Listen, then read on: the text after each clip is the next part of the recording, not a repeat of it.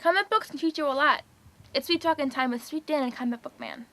Just remember the 5 D's of dodgeball. Dodge, duck, dip, dive, and dodge. With a stroke of his mighty pen, Sweet Dan Sweet reviews Thunderstrike #1 and Astonishing Thor #1.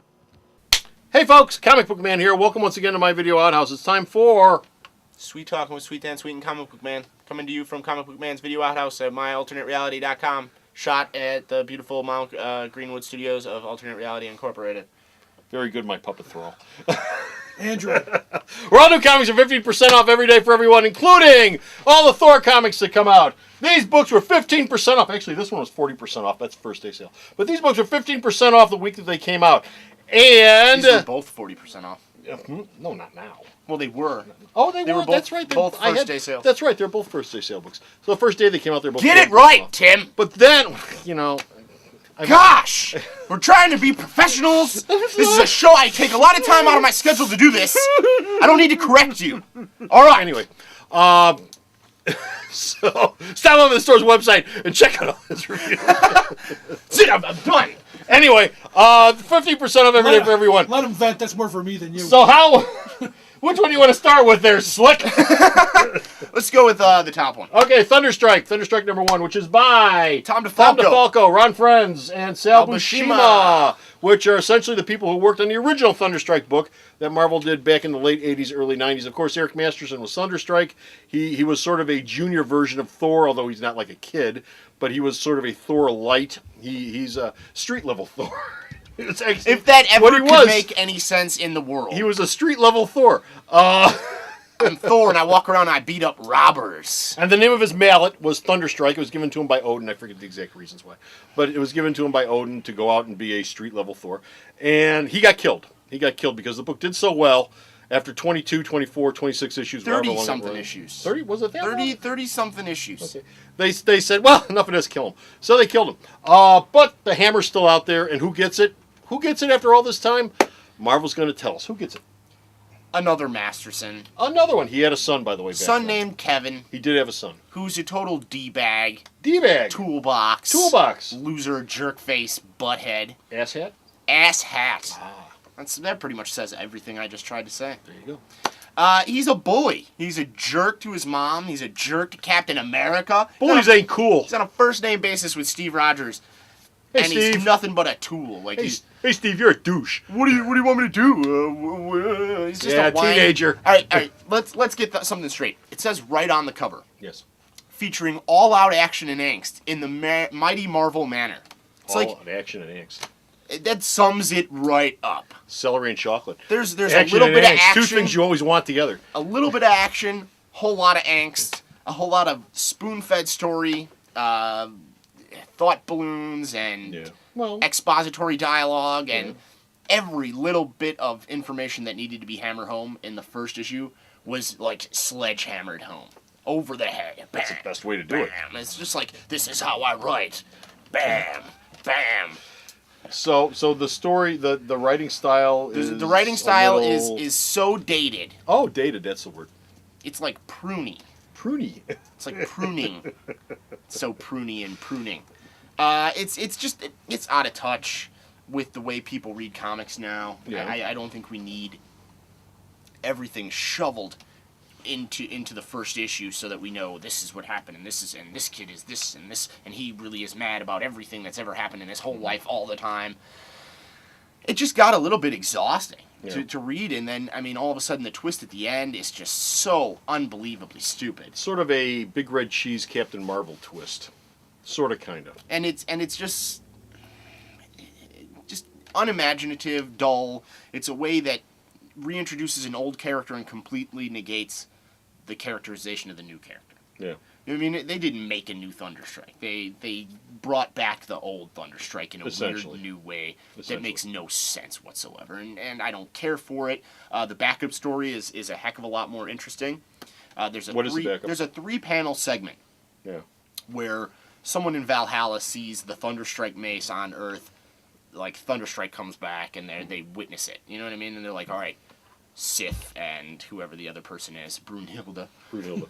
And I don't think it's actually Brunhilde Valkyrie. I think it's a different Brunhilde that isn't Valkyrie. It's a common name. It's like John Smith. Yeah, John Smith of the Valhallians. Yes. Valhallians. I'm like, but That's a great name, Valhallians. They live next door. That was like a motorcycle group. Valhallians. but that 8-page sequence, 7-page sequence that expanded on the 3-panel portion was so much more interesting than the actual story. Okay. I would have rather read a story about that. Okay. But this was no fun. So this was no fun. No fun. Okay, Astonishing Thor also came out the same week, and it was done by Mr. Robert Rohde and drawn by Mr. Mike Choi. Mr. Mike Choi. Mr. Mike Choi. And Mr. Choi, if you're nasty. Mr. Choi. And how is this book? How is this book? Is this book fun? This book is beautifully illustrated. It looks so good. Yeah. And it looks so good that you're almost distracted from the fact that this story is so bad. Boring. Dull. What's wrong with it? It's a lot of Thor doing Thorish brooding. Oh, I'm Thor and I have all these powers of a god, but I'm utterly incapable of being happy ever. For those of you who are new to the dance with Thor, Thor's always done a lot of brooding. I mean, going all the way back to the Lee and Kirby stuff in the early 60s, Thor did a lot of brooding. Oh, why does my all-father Odin do this, and why doesn't he do that? Like why doesn't he love me much, and why can't I have Jane Foster, and blah, blah, blah, blah, blah. Caught between two worlds. Yes. And he's annoying, is what he is. Yes. More than anything. But at least it's drawn in such a way that's so unbelievably mind-blowing. Okay. Mike Choi really draws the crap out of it. It doesn't. It's like you said. They turn the lights on his art style. No, this is the same Mike Choi from X-Force. Okay. But it's not. It is and it isn't because it feels as though the lines are lighter, the details are a little bit sketchier, but it works. He really does a lot of illustrating. Whereas it's not dark and gritty like right. X-Force relied is. heavily on the atmosphere and the colors and the ink to really bring out a lot of the mood. Right. This is. They turn the lights on. I mean, it's Thor soaring around beautiful landscapes and atmosphere and environment that you didn't see Choi get to draw that much in X-Force. So it's the same artist, but he gets to draw in a different milieu. Oh yeah, he really turns it up. So I mean, that's the saving grace of this book, if anything, is Mike Choi's penciling. I don't know, man. The kid can't be beat. Yeah. I mean, he's really good. Okay. Unfortunately, the story is boring as hell, and I almost fell asleep reading it.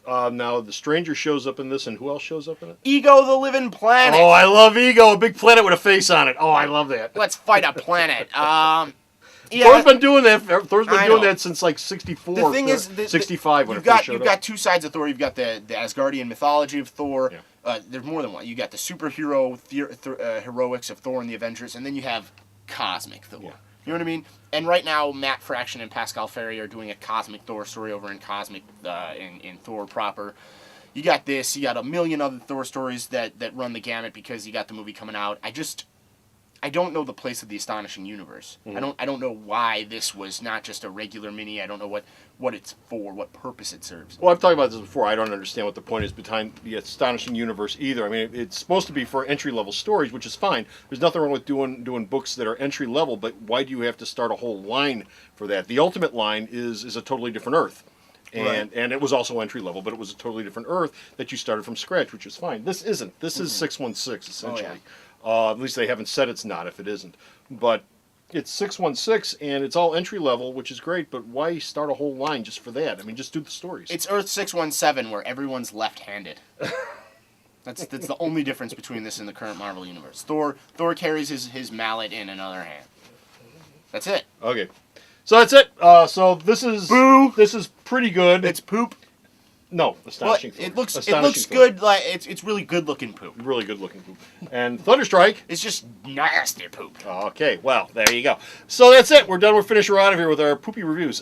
But you can... My reviews are not poopy. They're just poopy comics. You can read more reviews that aren't about books that aren't poopy at the store's website. And where's the store's website at?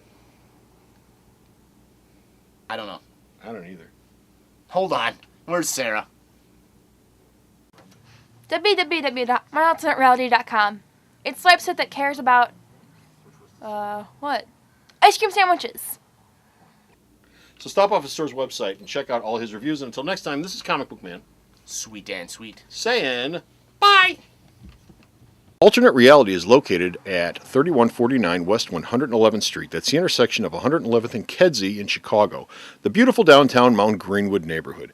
You can always reach us at 773-881-HERO or at the store's website, www.myalternatereality.com.